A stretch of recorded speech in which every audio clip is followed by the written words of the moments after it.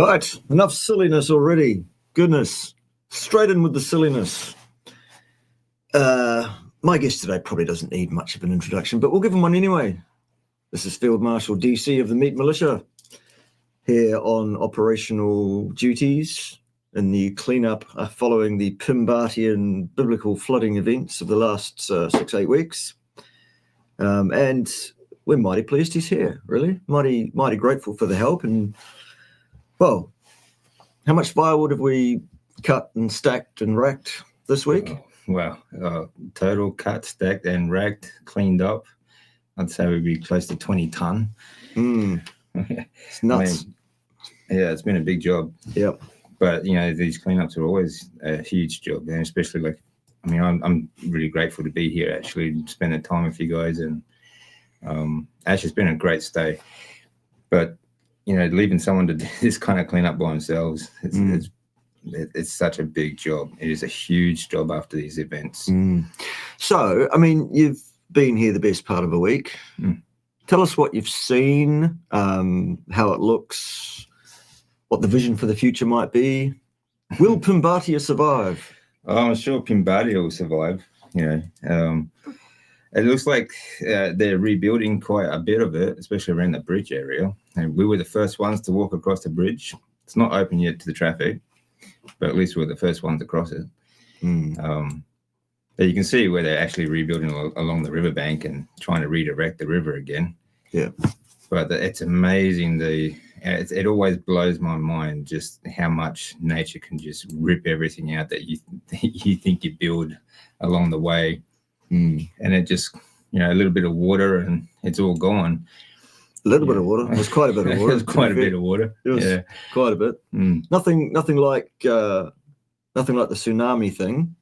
No, but still, it is quite impressive, though. You see the fence lines all twisted up and wrapped around trees, and entire trees being ripped out of the ground. Even deep-rooted trees that are just, everything's taken away from them. It's incredible. Yeah, absolutely incredible. Absolutely. So, any words for the Air Marshal? Absolute soft on. Yeah. What the hell what were you doing here for a week? Were you vacationing or what? Shots fired. There's a bloody woodshed in there that needed reorganizing. They could have done that. Yep. Right? What the hell? I know. You can't get the help. There's at least another 20 or 30 tons of wood down there. Yep. What's going on? Yeah, exactly. Look at bloody soft. I know. Jeez. I know. And Ted hasn't helped a bit. No, Ted's a lazy little shit. Yeah. My God. He just sits around the desk all day looking at the ceiling. Doesn't do a damn thing. Doesn't even tidy his own damn desk. Yes. What's going on there? Indeed. He's a total pisshead. Ted. Yeah. Can't do a thing with him. So here's an example, folks, just for anyone that's new and doesn't know how to do it. Here's an example of how to ask a question. It goes like this. You put a capital Q and then a colon, then you write the question out in full. Don't use TLAs or PITA, FFS. Use whole words, spell it out, and suffix it with a question mark. That way, His Lordship Edward Yellow is able to find those and bring them up on the screen so that we can answer them. In the meantime, though, you go over there and twiddle the knobs. Are you retarded? Yes, you go and twiddle the knobs, Ted. Good boy. Yeah, twiddle the knobs, Ted. Good boy. Yeah, boy. Good boy. Right, so you sit down there and do your good boy, Ted. Goodness gracious. Ted's anybody's mind. Yeah. All right. So a little bit about dry fasting and how to refeed after. Yes. Right. Dry fasting is going for a period of time without consuming any food or any fluid. There are a number of reasons why a person might do that. There are a number of indications for it. There are also a number of caveats and cautionary measures that need to be taken as well. You need to do it sensibly, and you need to kind of know a bit about what you're doing, really. So don't just go off and do this by yourself, boys and girls, staff. And when you do decide it's over and you're going to refeed, the best approach, I think, is to start with something light and mostly fluid, say bone broth, egg drop soup, something like that. Have some of that and then wait, at least 6 hours before you put solid food in. And the first meal should probably be like a half-size one. And then get into it after that. The next meal, you're back to sort of normal. no need to overdo it with the food and pack food in. It's just a refeed. It's not an excuse to go silly. Anything you want to add to that? What about just another question on that? If like when you're refeeding, what about just water and electrolytes to get you started? Yeah. How would that work? Yeah, that's fine too. I know some people have trouble with the bone broth and stuff like that because of the fat content. They get a bit loose. Yeah. There it is. All right. So there it is in terms of that question. While we're waiting for folks to formulate more questions, and probably you'll be able to formulate some more questions on the basis of Dave's story, but I thought just for anyone who has had your head somewhere warm and moist and you don't know who DC is, the Field Marshal here, I thought we'd get him to just briefly, 5-10 minutes, whatever, go over his background, his story, where he's come from, what he's been through, and then we'll get into the question session proper after that. So, all yours, Field Marshal. Well, if we're talking about the force of nature, in 2011, March 11, there was a 9.1 earthquake, 9.1 magnitude earthquake just off the coast from where I live. I used to live in Japan. I spent 10 years there. And I used to live in a little town called Dietary, which pretty much doesn't really exist anymore. They're trying to rebuild it still. But after the earthquake, we were hit by a tsunami. And at highest points, like through the mountains that it came through and everything, they measured it 42 meters high. It was an extreme event that was followed by. I mean, as far as earthquakes go, 9.1 is one of the biggest, recorded. It lasted. Most earthquakes last about 30 seconds, tops usually. This was almost 6.5 minutes. Whew. It was fairly shallow. Aftershocks for the next months, few months, aftershocks were some of them were over 8 magnitude by themselves. It got to the point where anything under 7 magnitude, it didn't bother us. We didn't even bother getting out of bed for. We were just getting that used to it. But when the tsunami came through and collected everything, as my house, everything was kind of like covered in mud and underwater, and all the walls fell off it on the outside. It was very cold. That was one of the things that was a bit strange, that we were coming into spring, and then all of a sudden that night the temperature dropped and it began snowing again, which was kind of a bonus because we started using the snow to melt for water, because we had, after that, for months we didn't have water, electricity, gas, anything like that. So we were left to pretty much survive and find water and food. We would go out on the bicycles every day trying to find food and water. So you'd be looking around Pimbata and going, what's your problem? Pussy. Yeah, well, it's that event was like, it's so big.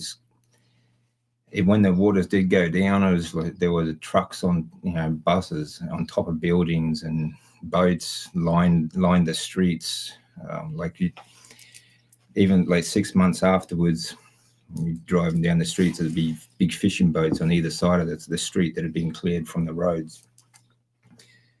Entire towns just completely wiped off the map, most of it down the bottom of the Pacific at the moment. And, some of it seemed washing up in America at the moment. So then, of course, the Fukushima power plant was just 80 kilometers south of us. That was hit as well. So we had, radiation warnings, people trying to tell us about, all the radiation and stuff like that. It's really an undescribable event, really. Unless I showed you photos and stuff like that, maybe I will someday. But when you see just how much force, nature can bring on you, it's incredible. Like where entire towns were, there's like basically just pits like 5 meters deep that have just disappeared.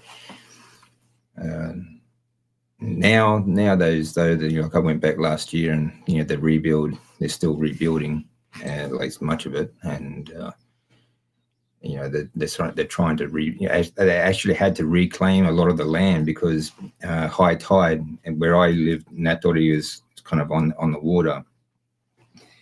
Every time tide came in, it would flood, so they had to reclaim all that land back, so they could then build roads and everything like that. So it's just an incredible force. It really is absolutely unbelievable. And yes, you're driving on that day when I was driving into town, trying to get to my wife, trying to pick her up, try to keep her safe, and make sure she was safe. There'd be manholes coming up out of the street while you're driving, like just like 4 feet out of the road. It's sinkholes opening up, like an entire corner on the way there just fell into the ground, and power poles fell on top of the convenience store across the road, and buildings were cracking. The first 4, like big apartment buildings, the first 4 floors, even in close to the city, were cracking, like showing big signs of just crumbling and things like that. So it's nothing like you see. Like, I mean, you see a lot of these sort of disaster movies in Hollywood and stuff like that, but actually seeing it, like feeling it, that's another thing entirely. Absolutely incredible. So definitely gives a perspective. While the damage here in Pimbatia is significant, and it's one of those things, something like that is a different kettle of fish altogether. So yeah, incredible stuff. Yeah. And then 9 months later, like I spent most of that year, we would look around for food, trying to scrap to eat whatever we could. People had stores that have food out in the car park, and they'd sell us food that we could get to, and so on, all rationed. We'd stand in line for hours waiting to get water from water trucks and so on. But through that year, I had problems, health problems. I didn't really realize or really take note of why at the time, but I had abdominal pains and kidney pains, and some of it, sometimes it would buckle me over and I'd collapse, but it would be over in a few seconds, so I'd get up and just have to keep going, sort of thing. But 9 months later, after being nagged basically by my family to go back to Australia to, because of what was happening over there with the radiation and so on, I decided, okay, December I'd go back to Australia and get and spend just 2 weeks with them. I just rebuilt my house, and I just got my business ready to go again. And I figured I'd take 2 weeks, go visit the family, let them know, mate, it's all good, don't worry about it. But I was sick as soon as I got off the plane. So I went and had a checkup, and had some blood tests and get some pills, and on your way, sort of thing. The next day, the blood test came back. The doctor said, look, I think you should stay here and get this sorted out, because I'm not sure what this is. He didn't know what it was. So that led to some more tests, some x-rays, ultrasound, and so on. And then they sent me to a hospital in the city, in Brisbane. And on the day I was supposed to fly back to Japan, they told me I had some form of cancer. They think I was stage 4. So that led to another week of test, and eventually came back that I was very high stage 4 follicular lymphoma with other complications. I only had one kidney working at about 12%. I was stage 3 kidney disease. I had liver disease, and I had a large tumor, almost the size of a football, that was wrapped around my aorta, and it was actually squeezing out my aorta. So with all that going on, they figured I had maybe 2 months, maybe 3 on the outside to live. And even with treatment, I had maybe at best a 2% chance to get to remission. So that led to 6 months of what they call R-CHOP. It's a combination of chemotherapy drugs, quite very heavy dose, because at stage 4, you have to treat it very, very heavily. And the problem with follicular lymphoma is that it's a recurring type of blood cancer that when you treat it, depending on how heavy you treat it, the more aggressive it may become when it actually does come back. And it does always come back, apparently. And it's really just a matter of managing it. So basically, they're telling you that you're going to need treatment for the rest of your life, whether it's short or long, doesn't matter, that you're always going to need more and more treatment until it comes back and you get more. So I did 8 rounds of R-CHOP. Then I did a full month of radiation treatment, targeted radiation on the tumor, because it was only, even after the chemotherapy, it was still just stage 2 with a very large mass. And that led to a 2-year program of rituximab, which only lasted 14 months because in January 2014, they then diagnosed me again as very high stage 4. So then I was put into a clinical trial that almost killed me numerous times right from the first treatment, but they continued to 8 treatments. But it did absolutely nothing except like it filled my arms with blood clots, gave me fevers, like neutropenic fevers. My immune system collapsed, and with the neutropenic fever, while you're going through chemotherapy, that can kill you very quickly, because it allows other infections to come in, and like even a cold would have killed me. But because that did nothing to actually, in fact, the cancer actually kept growing, and the tumor grew larger while going through the clinical trial.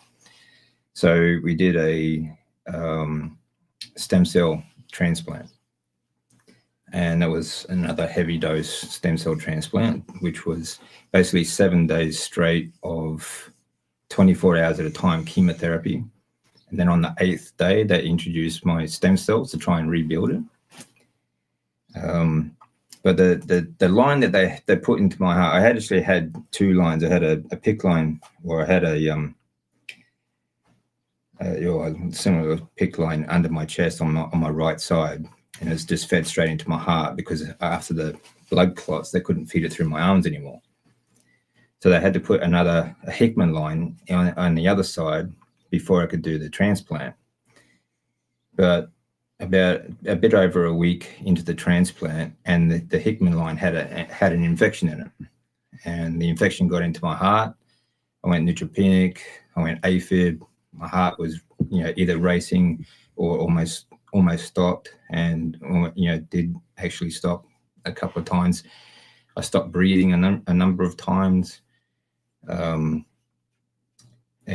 then when I did eventually make it home, about 6 weeks later, they really didn't think I was going to last longer anyway, because I was cooked that much chemotherapy. Like, I had so much heat coming out. I was like a lobster for months and months afterwards, because there's so much heat coming out from the radiation, the chemotherapy. My wife couldn't go near me. She couldn't sleep in the same bed. She had to sleep on the floor, and we were just in a little studio. But she had to wash my sheets and clothes every day because of the radiation and things like that. But I was also in a state where all my organs were failing because of the treatment.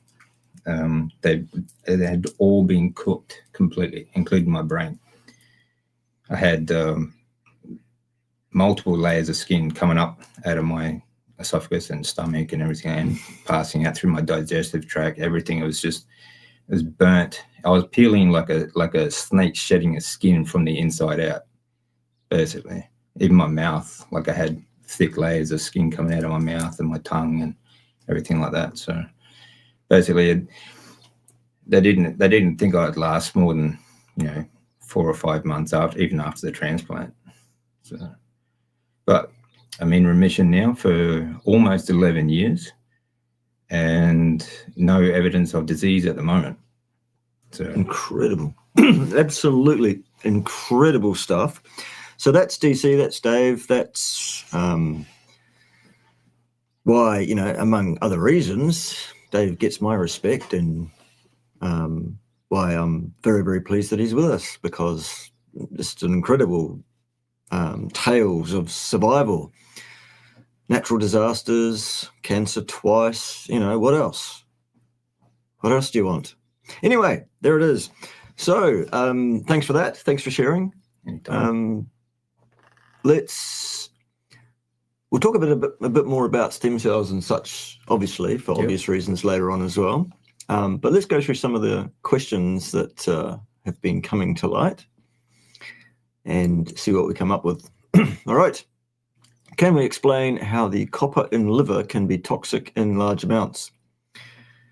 Probably for me, the simplest way to put it is to say that anything that you have too much of can be toxic and can have toxic effects, including water, including oxygen.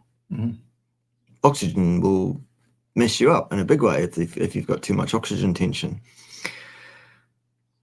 Copper, if you have more of it in your system than you need, can interfere with how other electrolytes are balanced and kept in check and things.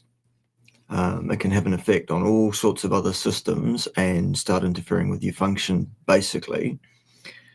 A lot of people think that the reason that you shouldn't eat a whole bunch of liver is because of vitamin A toxicity.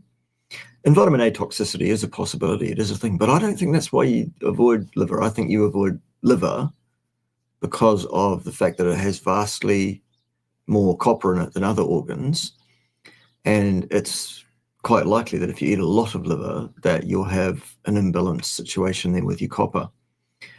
Far more likely than the vitamin A toxicity, and probably a bit worse, I would suggest, in terms of the signs and symptoms of all of that. When you think about it, let's say as a group of hunters, we take down a large ruminant animal. Let's say it's, just for argument's sake, let's say it's a 500 kilo animal in terms of the edible muscle meat on it, a big mammoth or something like that. How much of that is liver? How much of that animal is its liver? Yeah, very small. Very small amount, a very small proportion. That's the proportion, if you're going to eat any liver at all, that's the proportion you should eat liver in. Under no circumstances should you eat tons and tons of liver, seek it out as some kind of superfood. It's not. And definitely you shouldn't freeze dry it and sell it to people. And no, God, no. No.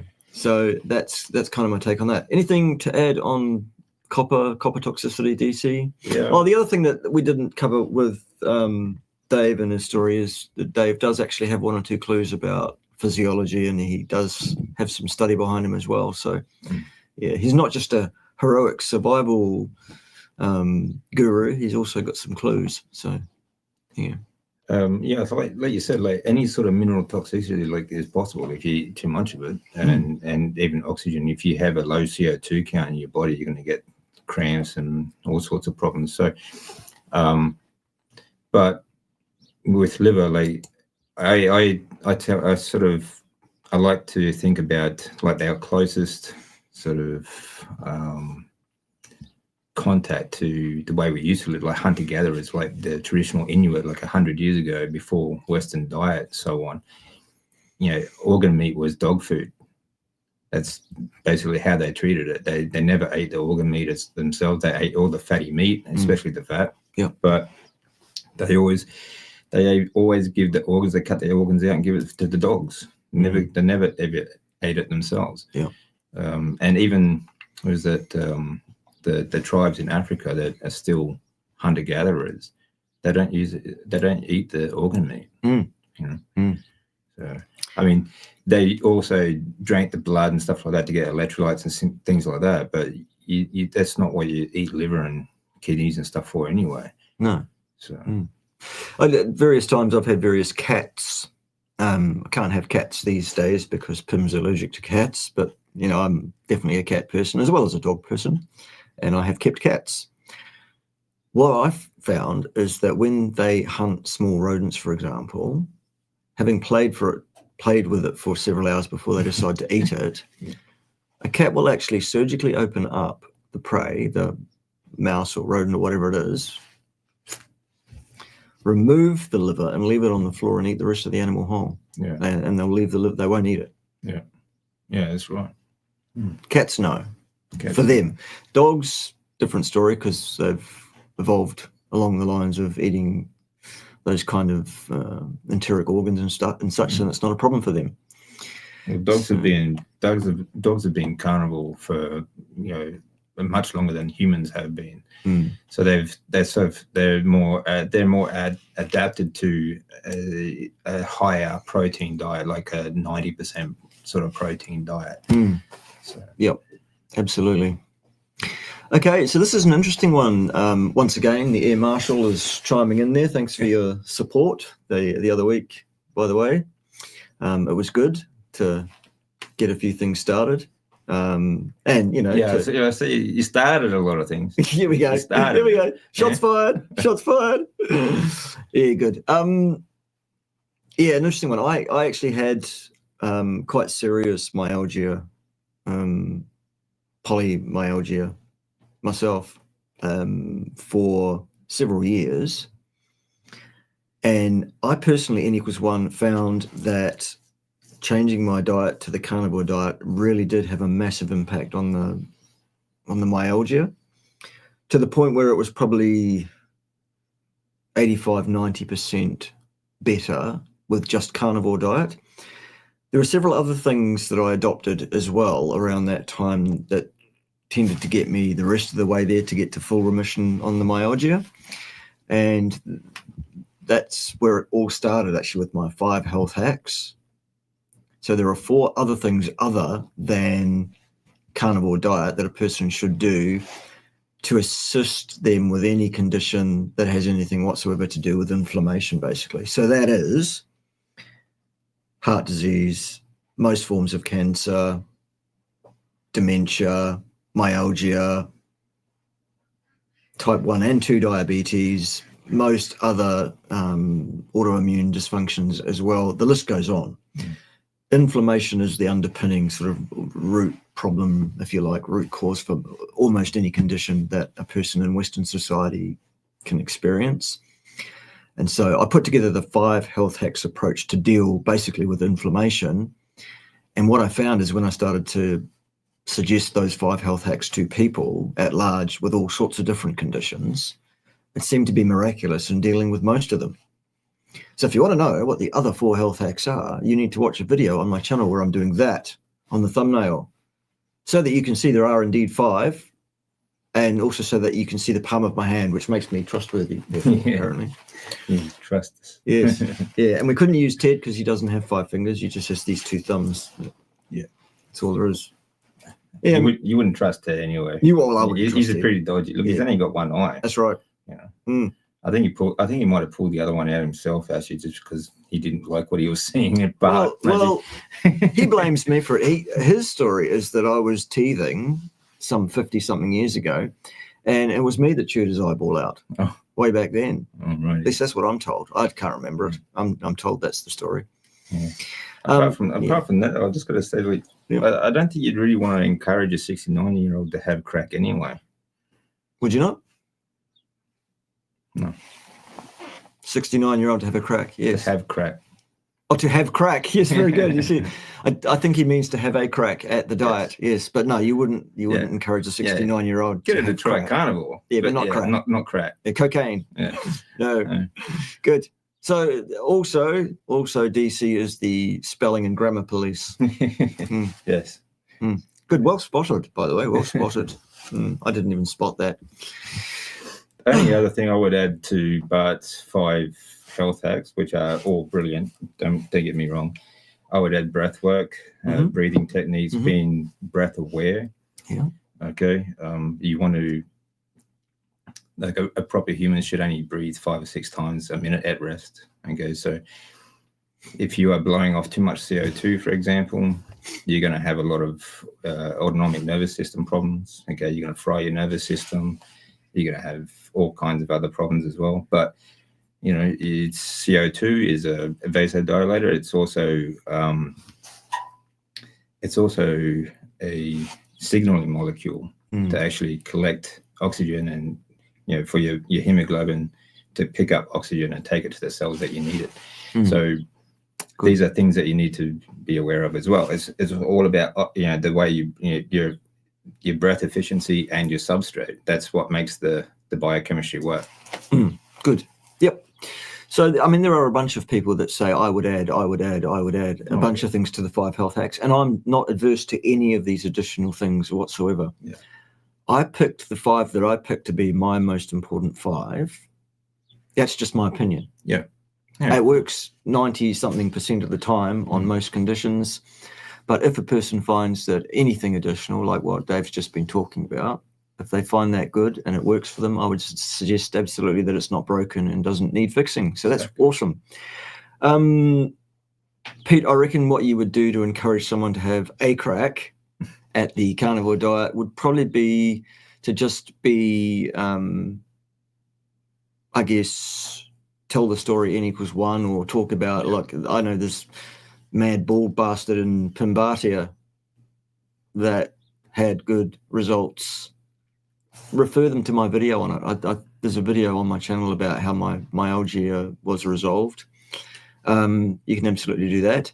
And the final bit there is the duct enclosure still there. Oh yes, it's still virginal. It hasn't been used yet because I haven't finished putting together the it's not a bridge, it's a sculpture down the front of the property there. The reason being, you need a permit to build a bridge. So I'm building a sculpture. This is a piece of art to be appreciated. Best appreciated from the standpoint of walking across it, basically. But it's a sculpture, and I think I'm tossing around all sorts of things I might call it. I think I might call it the bridge. Yeah, sounds like a good name for a sculpture. Yes, especially one that kind of resembles a bridge. That you would best appreciate by walking across it. Yeah. Yeah, why not? You don't need a permit for a sculpture. No. So there's that. Yeah. All right. Oh, here we go. The usual obligatory Randall cycle question. Can you explain the Randall cycle and exactly how it damages our body in simple terms, please? Right. Well, that's the first thing. The Randall cycle does not damage your body. No. The Randall cycle, number one, the Randall cycle is not a cycle. It's badly named. It's what you feed it.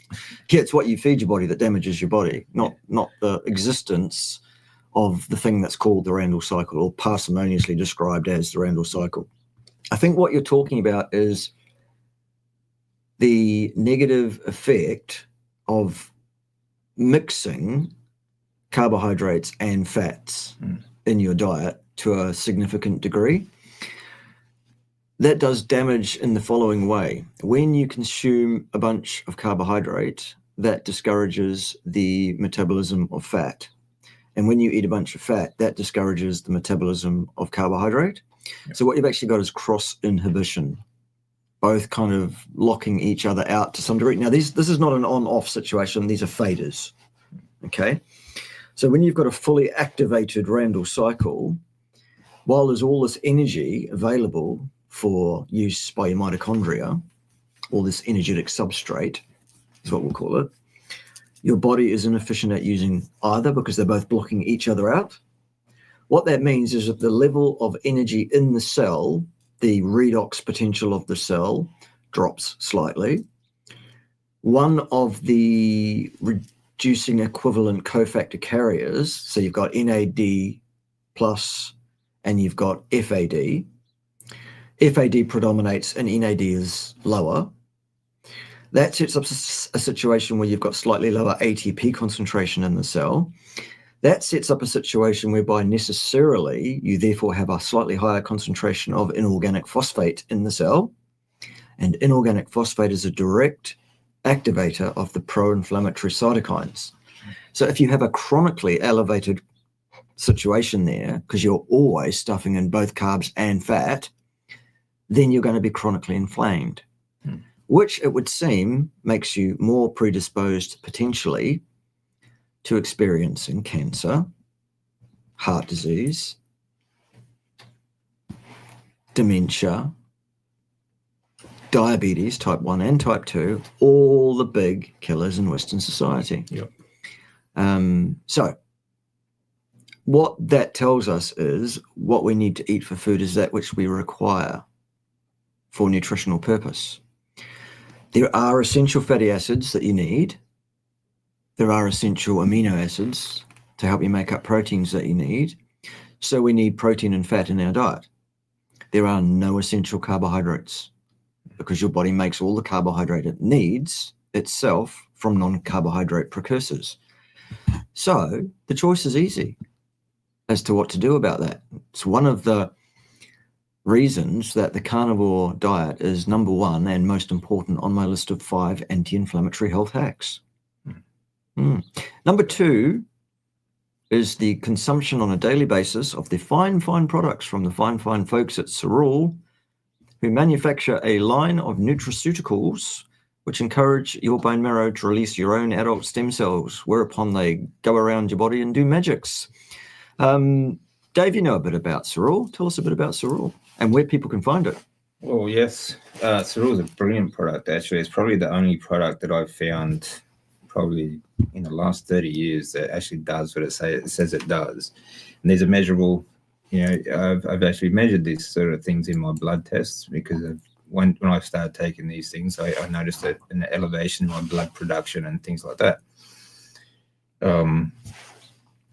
You can get it dcfit.cerule.com. And of course, Bart's site as well. Get it from Dave, then we'll both get paid. Yeah, exactly. Yeah, that's right. Yeah. But, like stimulating the bones to produce bone marrow stem cells and things like that, blood cells and so on. This is the basis of, feeding your lymphatic system, like white cells included, feed your immune system, and having those the release of your adult stem cells, that you are always going to have more healthy stem cells to go around to the body to do whatever they need to do. It's crucial, and as we get older, that ability to release those stem cells, it gets lower and lower and lower. So especially as we age, you want to stimulate that as much as you can. And if you are in the New Zealand or Australian marketplace, you can get Hardcore Carnivore Formulation Stem Enhance, which is a formulation that I put together in concert with the folks at Cerule, because one or two of you said, it's got a plant-based cellulose-based capsule and you've got a rice starch flow agent in there. So we removed those things. We made it a bovine capsule and we put silica in it instead as the flow agent. You're welcome, for you hardcore carnivores. So there it is. New Zealand and Australia can get Hardcore Carnivore. Everyone else in the world, you can get the standard formulation of Stem Enhance, which looks like that. It's not actually see-through. It's just because it's got a green label and we've got a green screen on. It's magic stuffs, that. And if you're in Europe, I'm told that Hardcore Carnivore may be imminently available there too. Very good. Which means the US will follow soon after that. Yeah. Which means we could be all on, boys and girls, in terms of Hardcore Carnivore. In the meantime, though, get into the standard formulation. It really is exactly what it says it is. Very well explained there by DC, by Dave. Get it from dcfit.cerule.com, since he's the guest of honor today. That way, every child wins a prize that way, basically. Exactly. There it is. So, moving on to the next question. That's the bills paid. Cha-ching! Yeah. Well, that's Ted's parents' fee paid. He's very expensive as Ted. He thinks he's important because he also does the voice for the fictional character Brian Blessed. That's why he thinks he's important. Yeah. Anyway, can carnivore and fasting help with stretch marks? They are 2 years old. I had a baby. Congratulations. Dave, what do you think? Well, I think it helps with like skin elasticity. Yes.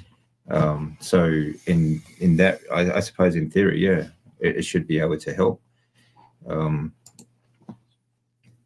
I mean, it's really just like everything we're talking about now. It's really an N equals 1 sort of experiment, isn't it? So you have to, it depends on what your diet is actually like and what you actually do. Like exercise is another great,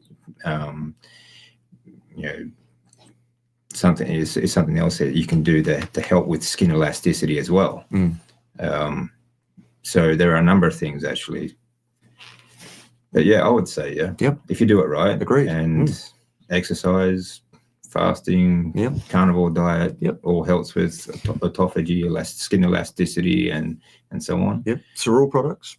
Cereal products. Like especially like Stem Enhanced Ultra. You're going to need that for your skin as well. And sunlight is another thing that would help as well, because sunlight will help you not only stimulate D3, which actually will come out into the skin and act like a sunscreen, but it's also kind of like a moisturizer for your skin. But you also it also stimulates the release of nitric oxide, which is also a vasodilator, which will also help with your skin and so on, help you look younger. Very good. Very good. Yes, and not only can you also do all of those things, including the oral cereal products, Cereal also, I don't usually promote it just because it's not really my thing, but Cereal also has a line of skincare products that work on the same technology. It's a topical, there's a night cream, an AFA-infused night cream, which causes the stem cells in the dermis under your skin to come forward. And it can absolutely reduce the appearance and thickness and coloration of scar tissue, as in concert with all the other stuff that we've already said. Absolutely. So yes, it can help, and you should get into it. Here is an incorrectly formatted question, staff. There's no Q or colon. Yo, Bart. Yo. Where's the Q? Exactly. Q, colon. And it's Field Marshal or my lord, not yo. That's all right. We're all friends here, aren't we? Assuming where I get organs and animal products are a good source, should I feed organs to a pregnant mum with 2 children? I wouldn't. No, I wouldn't. Unless by organs you mean muscle meat and associated fat. Perhaps some additional fat in the form of short-chain fatty acids. Butter is good. You can add tallow, lard. If butter's not so good for you, you can clarify it and have ghee if you want. All good things. You don't need to eat organs. Yeah. You can in a small amount. There's nothing wrong with it. I would avoid liver, personally, still. But others swear by it and say liver's great. Well, fine. You do you.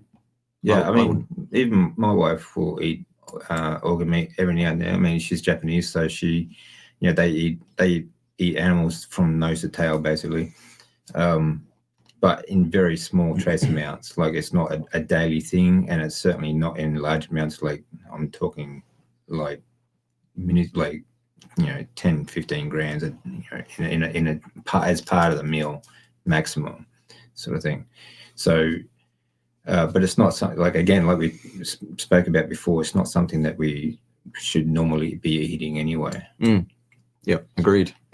And babies, especially being pregnant, they're going to get everything they need from muscle meat and fat. That's how to debate a vegan on moral ground. Well, look, this is really simple. Vegans have absolutely not a single leg to stand on morally. No, in any way, shape, or form, as regards anything whatsoever. It's not even a discussion that's worth getting into. Basically, the way to deal with that is to turn your back and walk away. Yeah. You can't argue with stupid. No. Simple. If you want to talk about, I mean, the fact is they're just completely ignorant as to how their food is produced and how our food is produced, okay, and how much food we actually go through. Like, we might kill 1 cow a day, like a year, sort of thing. They will kill,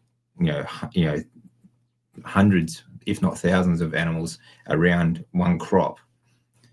Farming crops, vegetables, apart from, and I'm not even talking about like what they do to the soil and the pesticides and chemicals that they actually put onto the food that actually destroy the soil as well.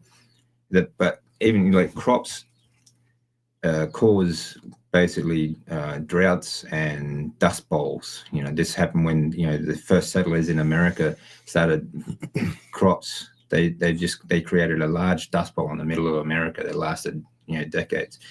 But nowadays they'll poison the area all the way around it, killing, and it's not just small animals and insects and things like that, rabbits and so on. It goes all the way up to the large animals, the deer, the bears, everything else that around it, that all survive on this as well. They get poisoned and they die very, very slowly and very, very painfully. And if they don't poison them, they'll shoot them. Like even in where I live in Australia, they shoot, like the average crop farmer will shoot, because they're just large rabbits basically. They'll shoot as many kangaroos and poison them, and they'll do anything to keep them away from their crops because it's their livelihood. Whereas cattle, they pretty much build our environment. They provide the topsoil. Right? They've actually cut back on brush, that fire hazards. They're brilliant for the environment. When we do use a cow, we can use all of it, including the bones. Nothing really gets wasted. So, and even the skin, like we use leather and things like that. So, morally speaking, like they have not got a leg to stand on, and it's basically just complete ignorance.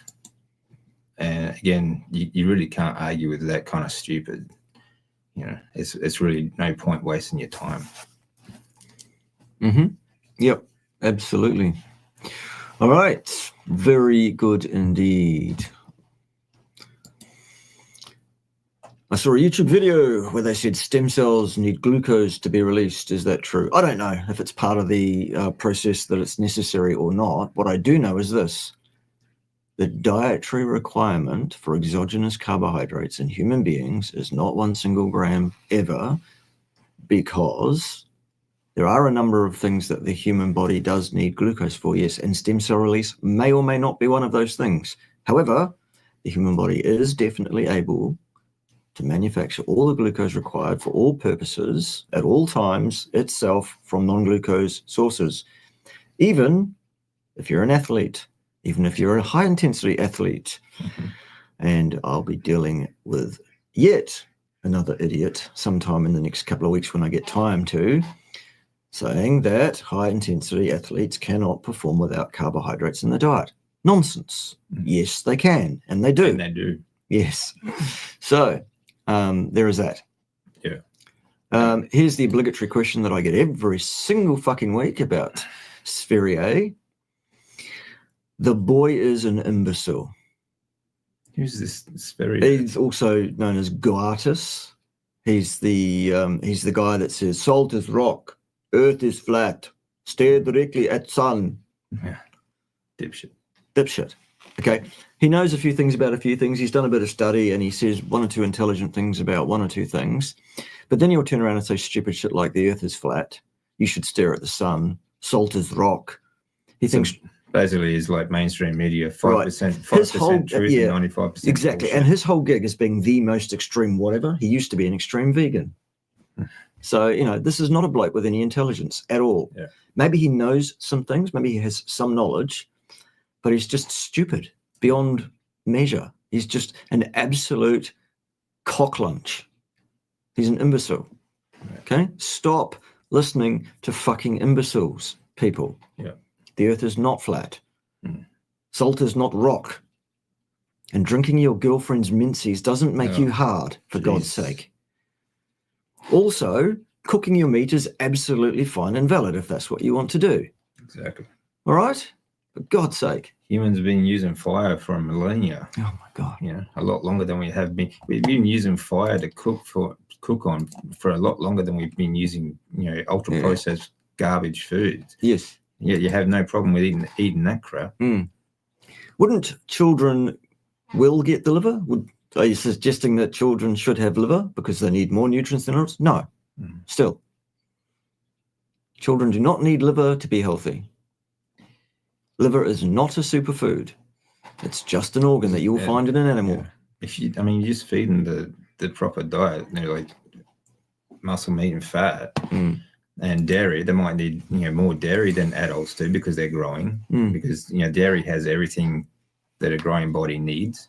Including a mixture of carbohydrates and fats, which activates the Randall cycle, causes that child to put weight on so that energy can be used for a growth spurt. That's right. And also to help feed more ketones to the brain and so on and so on. But other than that, like when we get to adult size, like adults shouldn't be really having so much dairy because we finish growing. So that would be where they get their extra nutrients from. Yeah. Okay, so will losing fat and eating meat help with knock knees? Probably. Oh yeah, it should help. I mean, it should help you straighten out your bones and things like that. Hey, look, anyone that's overweight for any reason and suffers any secondary side effect of being overweight, it's always going to be better by losing that extra weight that you don't need. Exactly. Is it a good idea to lose weight if you're overweight? Yes, of course it is. Will eating fat and meat help you lose weight, so long as you don't eat carbohydrates as well? Yes, it will. Yeah, I mean, direct impact on your joints, full stop, being overweight is actually quite damaging. So losing that weight is going to help you. Yep, absolutely. Very good. How much stronger would you say a fat-adapted athlete is compared to a standard diet? Well, in my experience with the athletes and those working in occupationally demanding situations with whom I have worked previously and currently, they are stronger, better, faster, they kick ass. That's all I can tell you. On top of that, though, they're going to have a much better health, like a longevity of health as well, and strength and performance. They're going to have a much longer career than someone on a standard diet, for example, because their body's not deteriorating while they're doing all this hard work and then not actually recovering properly. Yeah, you bet. And athletes tend to overtrain in terms of volume and undertrain in terms of intensity. Yeah. More volume is not better, and even more volume than that is not even better again. And backing off on the intensity is not good. That's not training. That's just incidental exercise. That's just wearing you down. You will not get fitter doing submaximal exercise. No. It's just a fact. All right. How long does it take to adapt to a carnivore diet? Well, how long is a piece of string? Yeah. What have you been eating hitherto? How old are you? How long have you been doing that? All sorts of things can come into play. But my rule of thumb, for want of a better term, is I say to people, give yourselves a good 6 months at least, sometimes a bit longer, depending. Yeah. And the other thing I'm always saying to people is, for God's sake, don't change your diet suddenly overnight from anything to anything else. Change your diet slowly. Because if you change it too rapidly, you will fuck up your microbiome. And that will cause inflammation, the very thing that we're trying to avoid.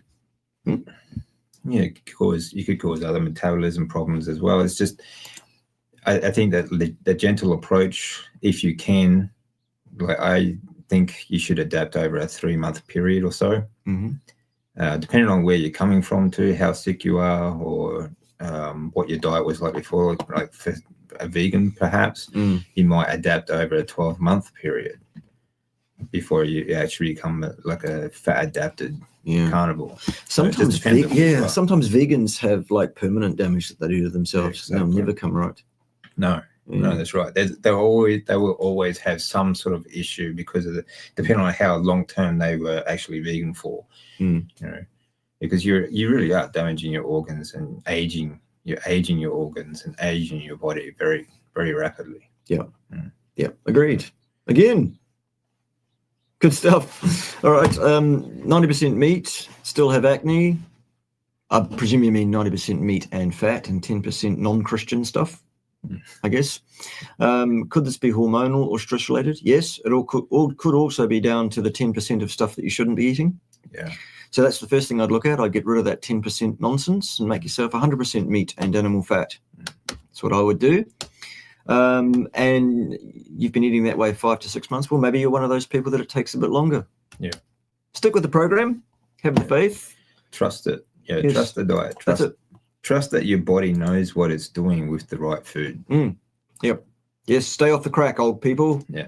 No crack for old people. No, because that way there'll be no crack for us young'uns. No, that's right. Yeah, you got to share it around. That's right. Yeah. Good to see Jonathan in the house. Good to see you, mates. Jonathan's a huge man. Yep. He is. He's a big boy. He's a big boy. Should have him down here cutting the wood. Yes, Jonathan. You should jump on a plane. Yeah. Can you explain what the PDA autism spectrum disorder is? Well, look, everyone's a bit different. It's a spectrum, isn't it? And I'm a bit adverse about the term disorder. Yeah. It's just a hardwiring. It is what it is. Yeah.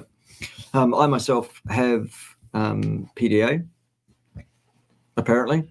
I manage it as best as I can. Would you call it I understand, like with ADHD, like I have ADHD, but I put things like habits in place to try and manage it. Yeah. So it's not something I know a lot of people say like it's a disorder or it's a condition or it's like it's just a difference of the way we think. Yeah.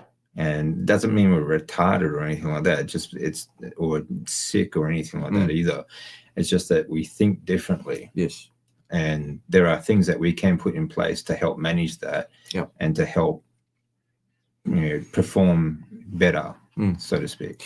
So I personally have found that in managing my PDA that the 5 health hacks have been a godsend in terms of my ability to cope with and to interact with others and be more human and less of an automaton, less of an autist, so they say. I also find that playing the character that I play online here, this Field Marshal character and the right staff and all of that tiddly-pom, I think, that's an outlet for that kind of thing. Ted. Are you retarded? Yes. Look, what you'll find is that a lot of people that have such autism spectrum presentations, they will have hyper-intelligence as well. They're not stupid people. They're very, very intelligent people. They're just people who don't interact with the world or view the world in the same way, and that can cause problems.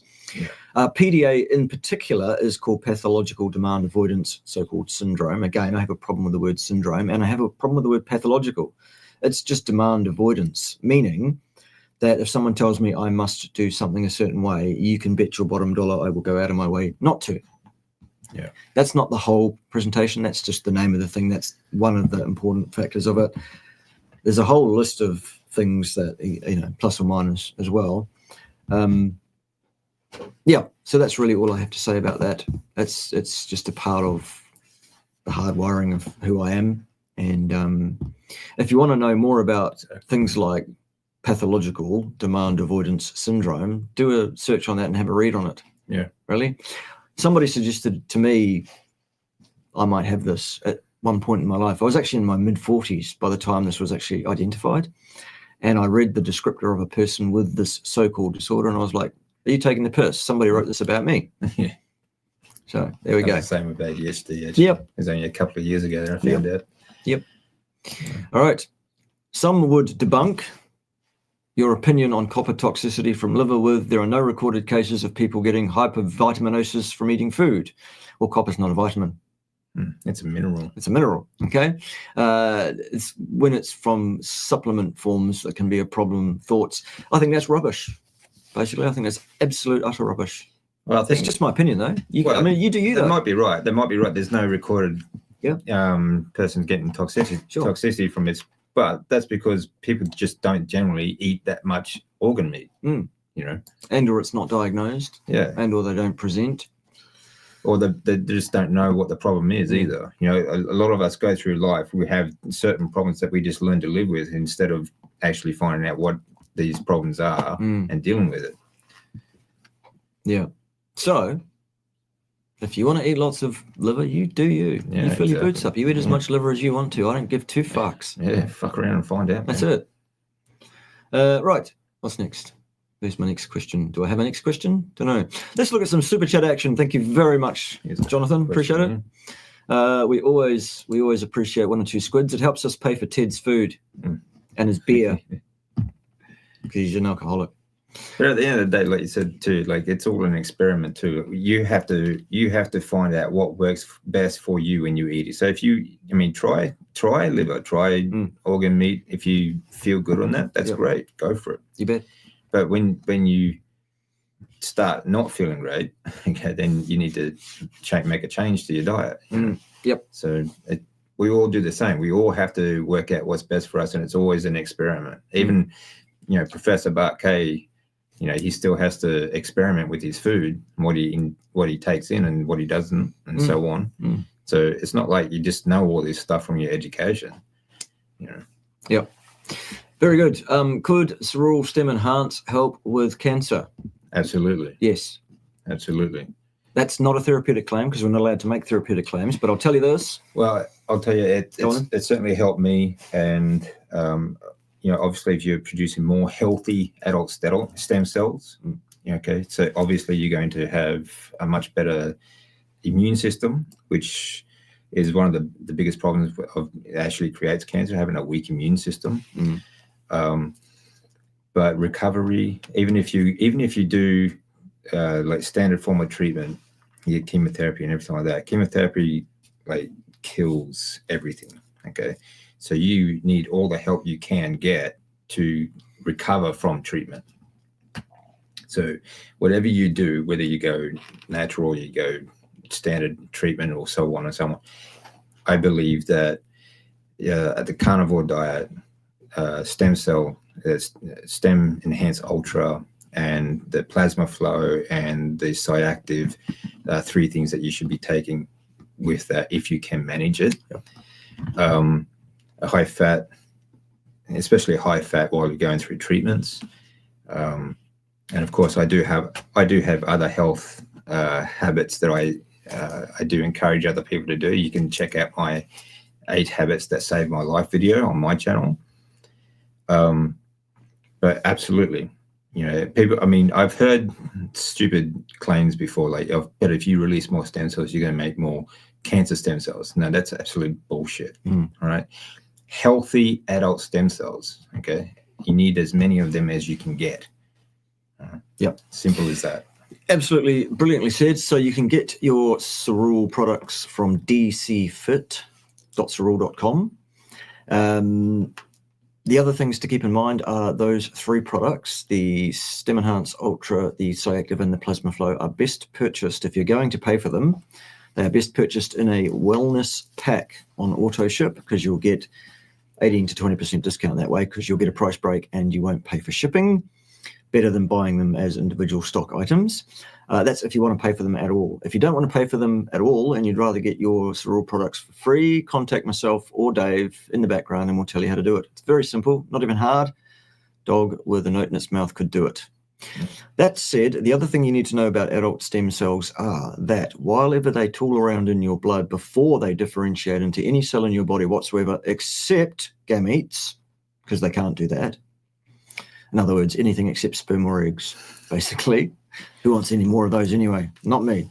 But before they differentiate, what they do, stem cells, among other things, is every hour they spit out tens of thousands of exosomes. And those exosomes contain self-destruct mechanisms, signals, for cancer cells.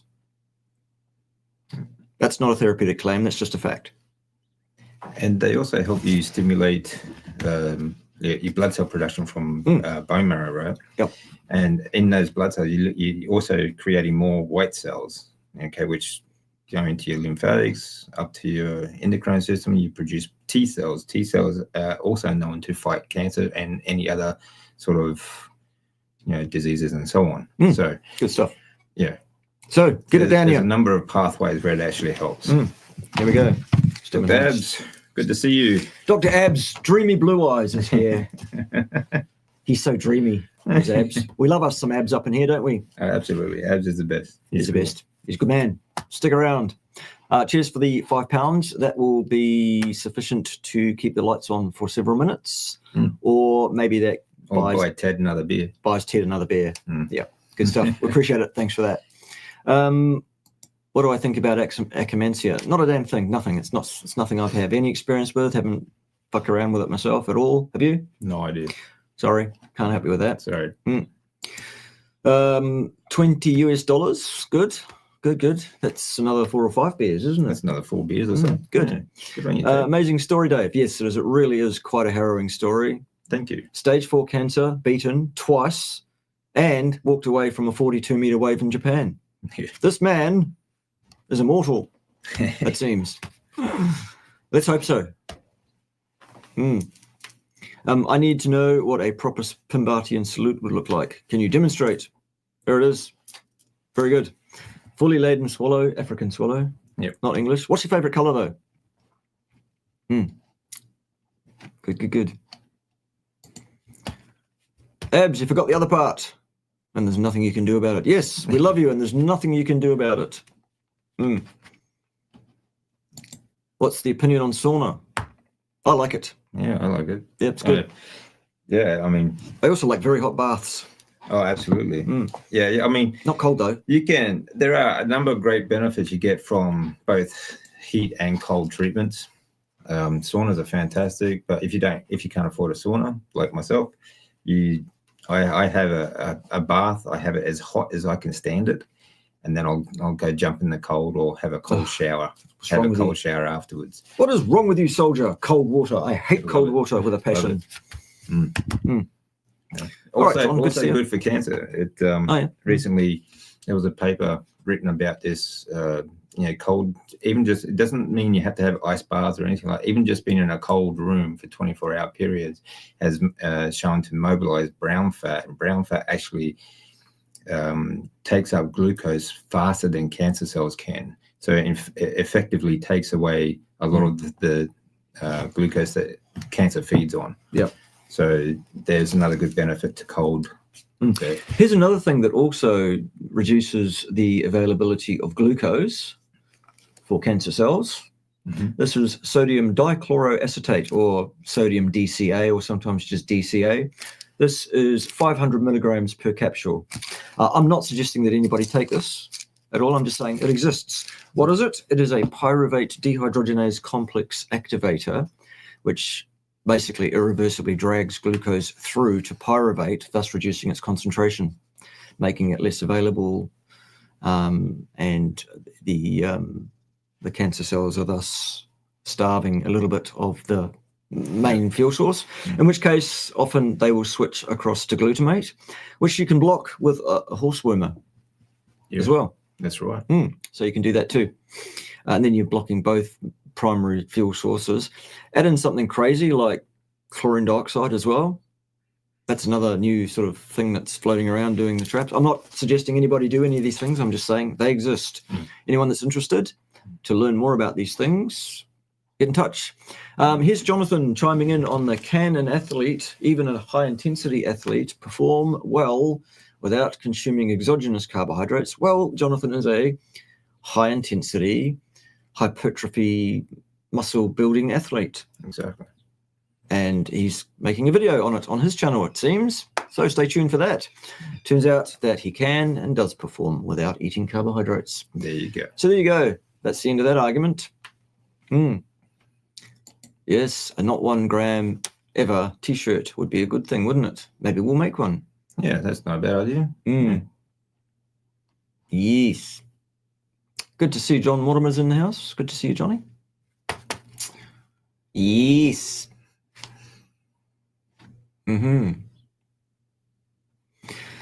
Oh my God, every single time a fucking coconut, somebody asks this question. Every time I'm live. What is it? Why do people ask me this question every single time? My thoughts are still the same as they always are on this guy. Number one, he was an actor, not a credible expert in any field. He had a Wednesday afternoon certificate in basket weaving, as far as I'm aware, in some aspect of nutrition, whatever. A bloke who had some good ideas about some things and was completely wrong about a bunch of other things. He's also completely irrelevant these days, having been dead for about 20-something years. So why do people keep asking me about this guy? Yeah, like, this is the thing. Like, you've got to discern for yourself, the best source of information. Like, there are hundreds of thousands of people out there who are educated to be dietitians and nutritionists and so on.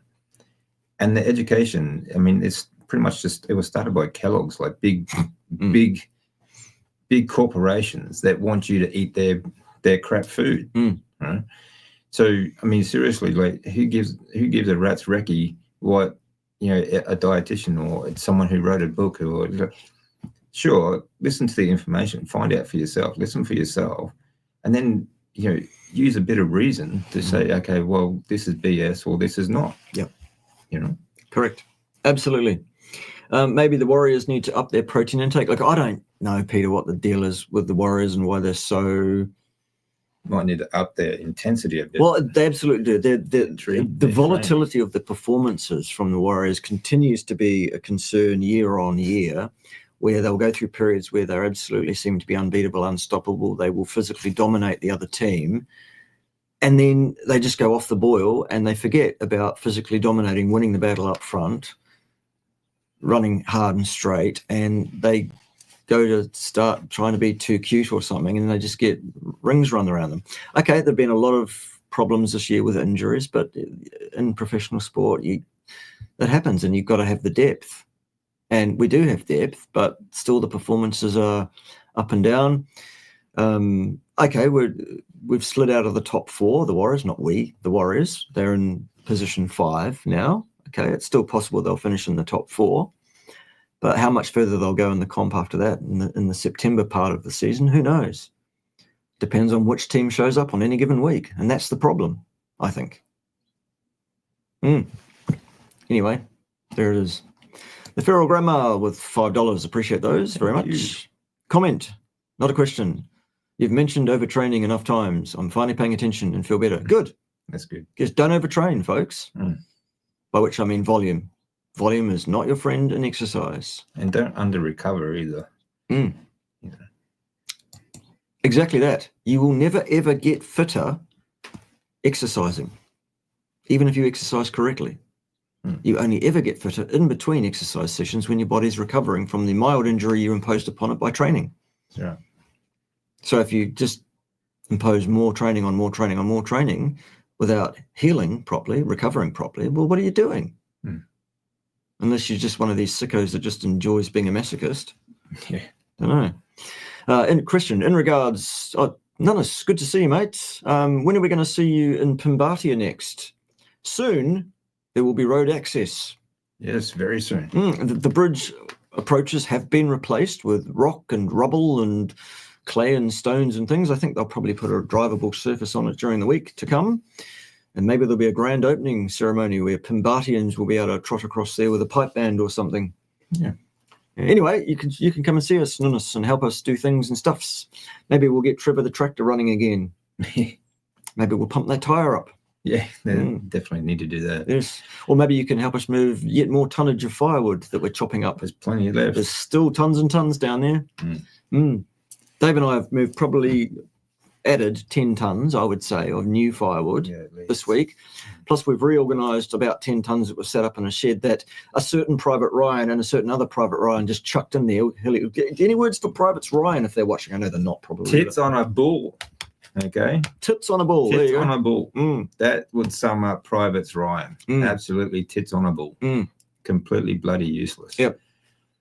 Cute kids. Good to look at. Yeah. Well. Yeah. They were actually a bit helpful in some aspects. They were pretty good in some aspects, but in others, just so like chucking the wood in the shed without stacking it properly. Yeah. Anyway, we've sorted that out, so you can relax now, Privates Ryan, and your privates. Also, my privates need trimming again. Well, my private's fence, my private's fence, privates. Yes, they need trimming. So I need some privates. How much meat to eat? No, I don't. He's never said how much meat to eat, like 2 grams. He's talking about total number, like protein. That's right, protein, not meat. Yeah. Although meat is... And when we say protein, we're talking about amino acids. That's right. Okay. Yes. So in regards to how much meat, you have said 2 grams per kilo. No, protein, not meat. To get 2 grams of protein, you need to eat at least 8 grams of meat, sometimes more than that. Yeah. A lot of people don't realize that on the labels, the amount of protein that it says is in a given meat can be out by quite a bit. Legally. So there you go. So a 100 kilogram person would need to eat about, if that's about 800 grams of meat at least. Yes, at least. That would be my minimum. Yeah. Up to maybe half as much again. Again, your mileage will vary, your needs will vary. It depends on what you do and how you do it, how you live your life and stuff. Yeah. Depends on your lifestyle. So And again, like, it's not, it's something you're going to have to play around with too. What do you feel best on too? If you're still hungry, depending on your lifestyle, just eat more. Yeah. It's not that hard. Her Majesty Pym, Queen of Pirates, first of her name, mother of puppies and ducks, the unpoked, joins us with a question for Jonathan. You're here to help, are you, Pym? Not here to help us. We're here doing it all by ourselves. That's it. She's just here to rack up the crowd. Oh, okay. Yes. Anyway, if you're not subscribed to Pym's channel, there it is, folks. Subscribe over there. It's good stuff. Absolutely. Great information. She's great information, and Pym is one of these people who has one of those senses of humor. She's just funny as fuck. Absolutely. Yeah. Yes. All right. So there it is. And hi to everyone else that's not Jonathan as well. Good. Including Grandma, who says, hey, Pym. Dr. Paul Salad. Not a doctor, Paul Salad, I don't know, had way too much liver, and he found out. Yes, correct. Exactly. And we call him not a doctor, Salad, I don't know, not because he's not qualified to be a doctor. He is. We call him not a doctor because he's not one. He's never once practiced medicine, not one single day in his life. I think his qualification is psychiatry as well. Well, yes, he's first of all, the first place, it's to become a psychiatrist, you first have to be a general practitioner. So he did his general medical qualification, and then he did a rotation in psychiatry. Having done that, instead of getting a residency and getting a job as a doctor, he went straight to being a social media influencer. Yep. Exactly the same way that not a Dr. Gregor did. Yep. And they're both as irritating as each other, and both as wrong and stupid as each other, I think. But there you go. You gotta get your vegetables. That's it. If you don't eat your fruits and vegetables, you might die. You might die, Dave. Oh, bobblehead, fucking Gregor. Yeah. How is my leg lately? Plus minus. For those that don't know, I popped my Achilles tendon about 3 years ago. Oh, okay. And it's never been the same. I should have had it repaired surgically, but I chose not to because I didn't trust what was going on in hospitals at the time, and I wasn't going to allow myself to be unconscious in one. Yeah, that's fair enough. Under any circumstances.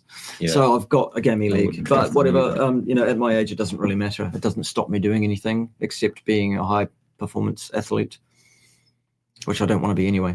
So, I wouldn't want to be unconscious in a hospital at the moment either. Yeah. Would cerule, spelt badly, it's CERULE, by the way, but would cerule help with inflammation, flare-ups of old injuries? Not a therapeutic claim because we're not allowed to make any therapeutic claims, but the answer is yes. Cerule products are known to be highly anti-inflammatory. Well, that's just the fact, not a therapeutic claim. The Cyactive, I think, is the anti-inflammatory. Like, it's actually directly purpose for inflammation. But increasing your blood flow and your stem cells again, it's all going to help, isn't it? Thoughts on nootropics? Well, it depends which one. Ask a specific question and I'll give you the answer. Right. Do you have any tips for strengthening the immune system to prepare for the upcoming virus pandemic? Just 5 health hacks is all you need in your life, folks, plus anything you want to add. I think, there are a number of things that you can do that cost nothing. You bet. But, again, the cerule products are very good.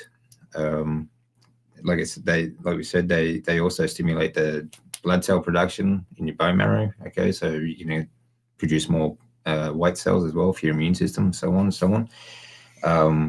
There are a number of pathways that actually do this as well. You can, by increasing testosterone, for example, testosterone will stimulate your kidneys to produce more EPO.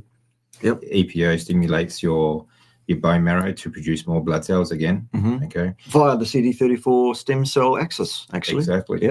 And low oxygen tension, breath work, or living at low altitudes or hyperbolic chambers, so on, through HIFs, which are hypoxia-inducible factors. These are proteins that stimulate your kidney to produce more EPO. Again, will stimulate the bone marrow to produce the blood cells. So these are really good methods that you can use to help build your immune system. Sunlight, grounding, as we said, there are other 5 health hacks. Yep.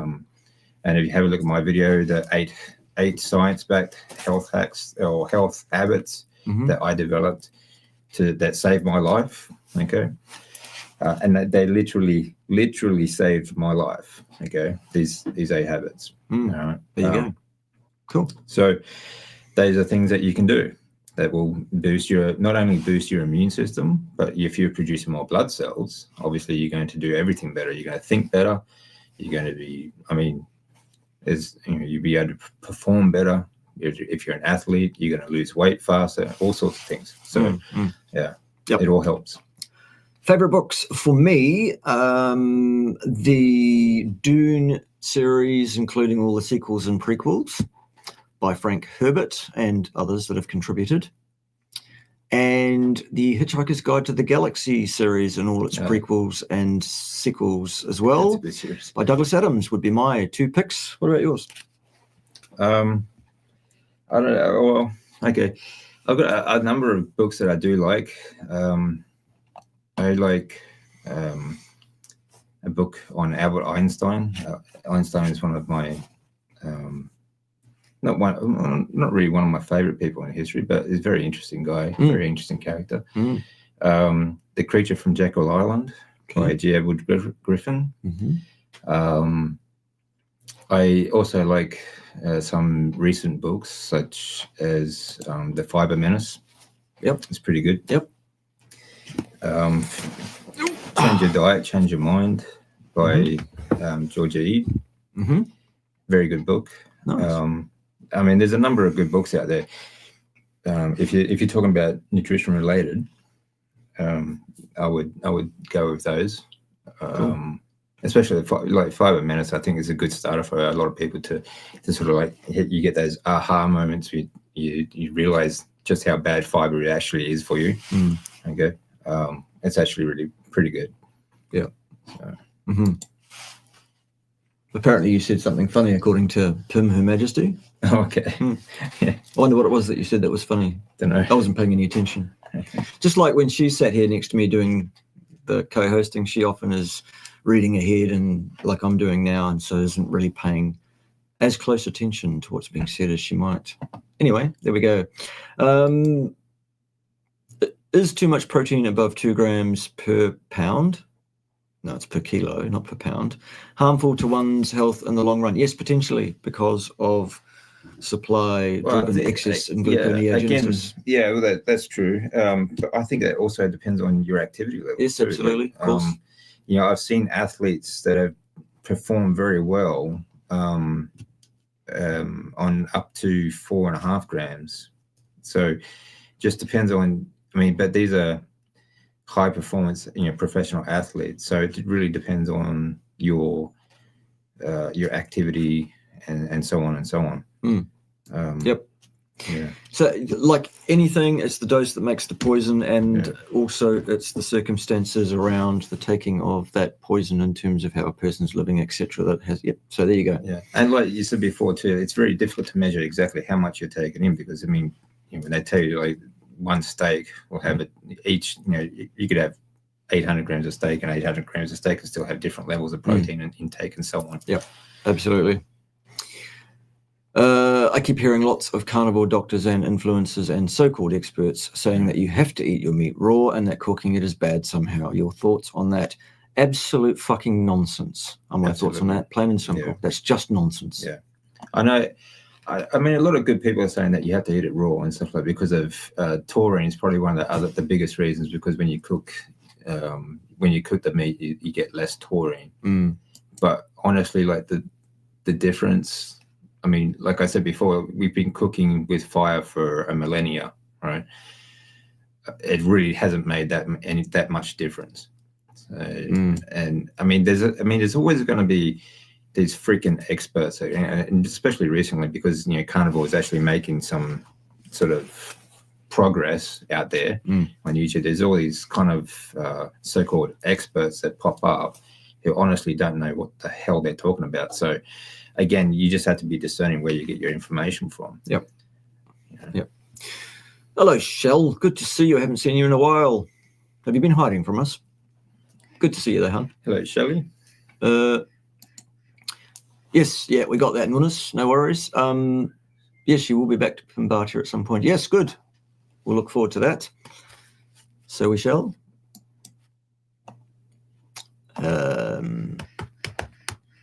Yes, good.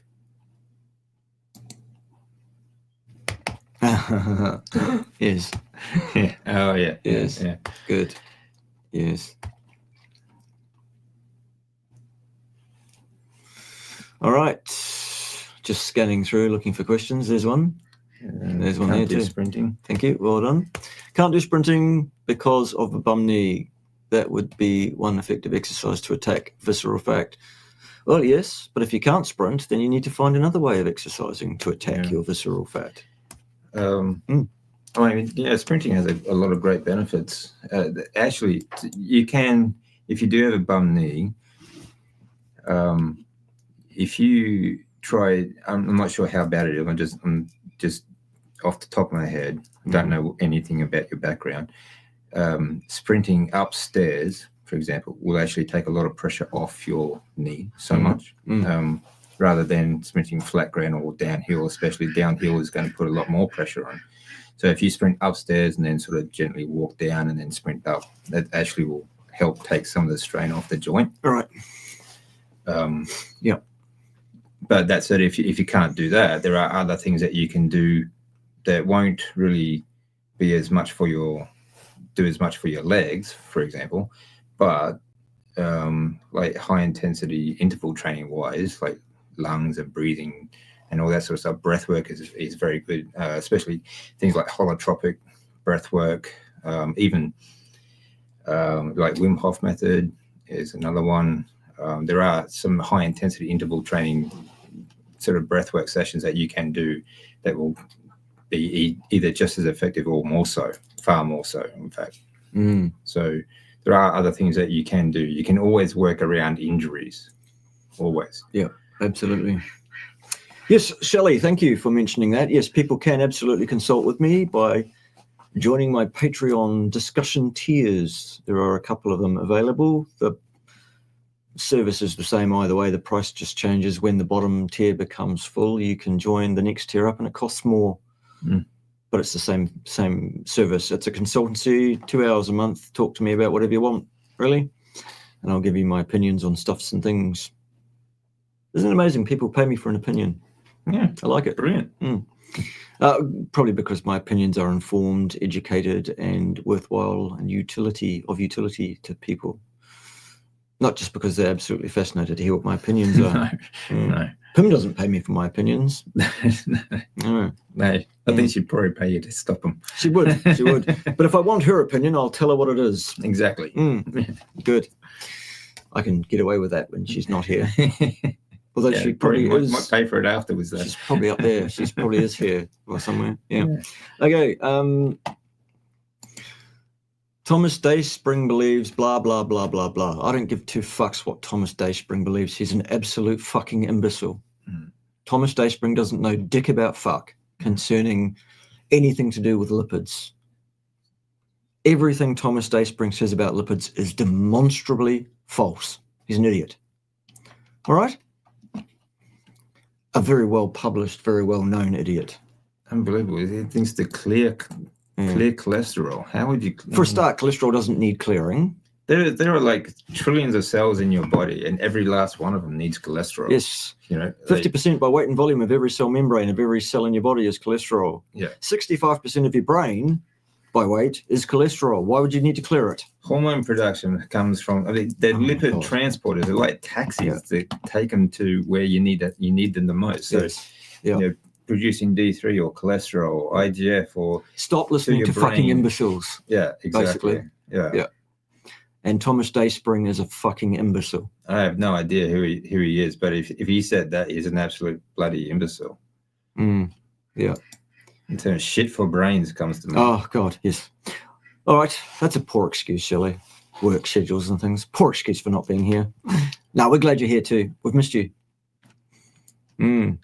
Yep, swimming is a good idea.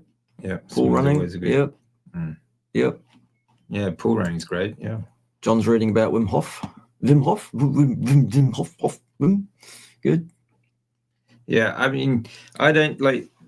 I've actually read his book, and I do subscribe to. I do like his breath work methods and so on. I don't really agree to, and cold has a lot of benefits, but I don't actually agree with a lot of what he says because he is also vegan and so on and so on.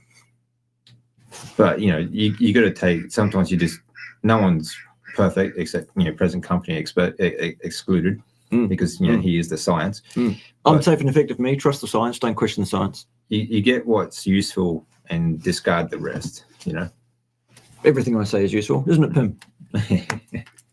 I'm sure it is. Ted, what do you think? Ted? He's busy twiddling the knobs down there. Good boy, Ted. Good boy. Are you retarded?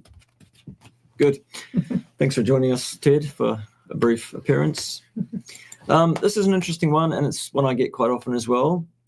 The answer to your question is in your question. Without symptoms. So have you got a problem? What's your affect? Do you feel okay? Yeah, exactly. Are you healthy? If you're not feeling it, there's not a problem. That's right. Same with anything. Like, this is the thing, when people change their diet, automatically, especially when they come to carnivore, it's all of a sudden it's like, oh, I've got to stay in ketosis. I've got to check my bloods. I've got to do.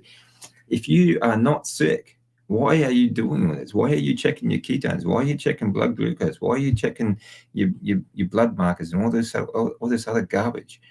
You don't need to. It's all about how you feel. Yeah. If you're sick, like I do my bloods every 3 months, okay, because I have a chronic disease. That is the reason why I track it, okay? And it is kind of interesting to see how these things work. But and beforehand, or if I wasn't sick, why would you bother? What do you think of raw foods, especially raw milk? I've started eating 50% raw just to be on the safe side, considering we don't really know how often people cook. Look, have raw food, have cooked food. I don't give two fucks. Yeah. I don't think it's important. I really don't. I think that's for me. I mean, you're talking about raw dairy, for example. Like some people are talking like, is it bad for you, sort of thing. Like, have a look at the last 5 years, right? They closed gyms because they wanted to keep you healthy. Yet McDonald's was open, right? They closed, restaurants and all these other things, but again, McDonald's and everything, all this other crap is open. So, I mean, raw milk in Australia is illegal. Coca-Cola is not. Go figure. Yeah, and they're actually legalizing hard drugs like you have even marijuana, cocaine, and all these other things now. But raw dairy is illegal. You can't buy raw dairy, but you can go and buy cigarettes. Yeah. And alcohol. Yeah, you should be able to figure out for yourself, is raw dairy really that bad? No, I don't think so, personally. That's a comment from Pim, I think directed for yours truly, this bad bald man here. I think she's giving us her opinion. Fair enough. Fuck the shut up. Fuck the shut up. Very good. Very good. Well, yeah, but if you want to think of us as Jesus Christ, that's all right too. What is the "Are you retarded" from? A movie? No, that's just what Ted says to everybody. Yeah, because he thinks everybody is. He just thinks, and he's right most of the time. Well, most of the people that Ted talks to. Yeah, most of them are. Yeah. What is the best way for people to learn how to properly read studies to figure out if they are bullshit? Watch my channel, binge watch my channel, ask me questions about various papers if you want to, have a consultancy with me about how to read papers if you want that. Depends on, how expert you want to be. But basically, as a rule of thumb, if it's a published paper that says X, Y, or Z, it's probably nonsense. Yeah, basically. I mean, it's all bullshit. The problem with a lot of the papers that you read too is like they are in a lab studying things under like pretty much a petri dish with only one sort of pathway, one sort of thing going on at the time. Your body has multiple things going on at any given moment. So whether it's actually applicable, like the whole thing with the calories, for example, they burn food in a bomb calorimeter, right? And they expect the body to do it the same way. It just doesn't work. Yeah. So, yeah. Indeed, Darkfield Carnivore, look out! Pim's on the warpath. Yeah. You wait till we're finished on here. We'll be marching orders. We'll be told, right, get down there and chop firewood, you fuckers and stuff. Yeah. So not only do I get asked about this every single fucking week, I get asked multiple times. I've already answered that question today. Perhaps you should rewind to the beginning of the show and watch from the beginning, and you'll get my opinion. Why am I asked that every single fucking week? And the one about Arjunas. Why? He's a witless dipshit. Yeah. Simple. Yeah. Correct. We are at the bottom of the chat window. It seems we have dealt with the chat. Staff, you've been dealt with. Well, and get your questions in, guys, if you want to get any questions in. Yep. Get them in. Put a super chat on them so they come to the top of the window so that we can see them. Yeah. Things I looked out for words. Can, may. Yep. Yeah. You'll often see those words written in published articles. Can occur, maybe, So if you see can, maybe, or adjusted, or adjustment, or multivariate adjustment, if you see any of those things in a paper, you know it's nonsense. Yeah. It's rubbish immediately. Yeah. And probably nothing even remotely akin to science. And when I say everything, I'm talking about papers published in the fields of nutrition and health, so-called science. One of the main issues being that you can't do that kind of science because you can't experiment on human beings. Yeah. And science is experimental. If you're not experimenting, you're actually doing science. Yeah, that's the biggest thing, isn't it? It's not like we said before, like food science, like dietitians and nutrition, that was all started by big corporations that want you to eat their crap, So there's really not a lot of, hard science behind it at all. Yes, good point about conflict of interest too. If you read that European Consensus Panel paper on atherosclerosis and cholesterol and read the conflict of interest in that paper, it'll blow your mind. It's like 2.5 columns of money given to the authors of that paper by people that make statin medications. It's incredible. Yeah, it's unbelievable, isn't it? Mm-hmm. At large, I haven't seen any major problems with what Malcolm has had to say from time to time about cholesterol, but I haven't actually paid much attention to it either, so whatever. I have no idea who Malcolm Kendrick is. So, do you have faith in RFK? No, I don't have faith in any politicians. None of them. I like the fact that he's trying to get rid of the injections for children, and he's been trying to do that for. I'd be more impressed if he stopped trying and actually fucking did it. Yeah, well, he's working on it. You could have given and not just for children. Yeah, that's right. Get those things gone. I would have said. At least he's trying to get rid of it, and he's trying to have it investigated and so on and so on. So I'm not going to hold my breath waiting for all this outcome, because it's going to take some time. But I think at least he's heading in the right direction. Yeah. Which is more than most people have ever done.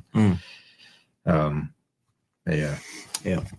All right. Yeah, I think if we get into that, we might not do so well on YouTube. Did you advise your son, Eddie? He's not my son. Neither is he really mini-me. He's a man of his own making. He has his own mind. Yes, he does consult with me on matters of science, on anything that he's not certain about, that he wants to understand better. That doesn't mean he's parroting me or is a mini-me or is copying me in any shape, way or form. And no, I don't discuss with him what he makes, what manner of videos, or who he responds to or doesn't. No. That's his call entirely. Eddie is he's a brilliant kid, and I have a lot of respect for him. He has a high level of integrity that you just don't see, especially in most people. It doesn't matter what their age. Actually, he has a good level of integrity. But he's a damn smart kid too. Yeah, he is. Yeah. Well, he's 20 years of age, so he's actually not a kid anymore either. Well, but he's a kid compared to us, because we're both past 50. Yeah. So I'm 52. So a 20-year-old kid is. I win. 20-year-old is kid. I'm older than you. Haha. I win. if that's a competition. Yeah, you can have that one. Do you think dogs can be fine on an all-cooked meat diet? I wouldn't do that personally myself. I think that a certain amount is tolerable, but I don't think that's the ideal or optimal. I think that dogs have eaten cooked meat for as long as they've hung out with humans. Yeah. Well, frankly. maybe. To some degree. But also, you know, the natural diet for a dog is raw meat. Yeah. Our dogs get raw meat. They get very little cooked meat. They get tidbits off the plate that's cooked, but mostly they just get raw meat and organs, because dogs are supposed to eat organs, unlike people. Yeah. And bones. Dogs they eat the bones. Yeah, they love the bones, but the bones especially need to be raw. If you cook their bones, they splinter and they can shard in their stomach and throat and so on. For Christ's sake, that's the third time, fellas. Yeah, I think that's a joke this time. Yeah. Okay. I think it's a joke. I hope so. Yeah. Rewind. I've already covered that one today. Oh, okay. Yeah, he's got underneath. Sorry, couldn't help it. Yeah, so there we go. Joke. Fair enough. Yeah. Hope you had a laugh. Yeah. Yeah. Indeed. Do we know anything about bacteria at this point? Yes, we know lots of things about bacteria. Many things indeed. Can humans really get sick from bacteria? Yes, absolutely, no question. Of course they can. It's demonstrated time and time again. As long as their immune system works optimally, well, optimally would mean that you would fight off all infections. Humans don't fight off all infections. Sometimes we get infected. And then the immune system fights that infection over time, or it doesn't. Not counting bacteria used in bioterrorism. What is your question exactly? What do we know about bacteria? Many, many things. Do we get sick from bacteria? Yes. Do we have an immune system? Yes. We have an evolving immune system too. I mean, like we adapt to whatever pathogens or whatever bacteria is out there as well. Sure, we will get sick for, and there's a number of things, mechanisms that we have to get rid of that as well, like esophageal mucus and things like that. That's all a reaction to try and get rid of it. So, yeah, I mean, it's going to happen, but shit. Pim's here to help. So, good on you, Pim. I've covered that today as well. Already. Rewind to the beginning. Just what we need, another smart ass in the comments. Yes, indeed. Yes.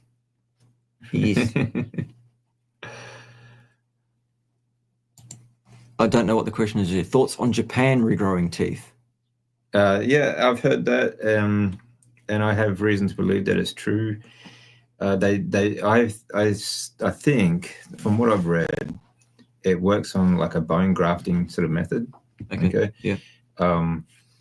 Because bone will regrow. Like you break your bones, you break your arm, and the tissue regrows. It's the same with teeth, right?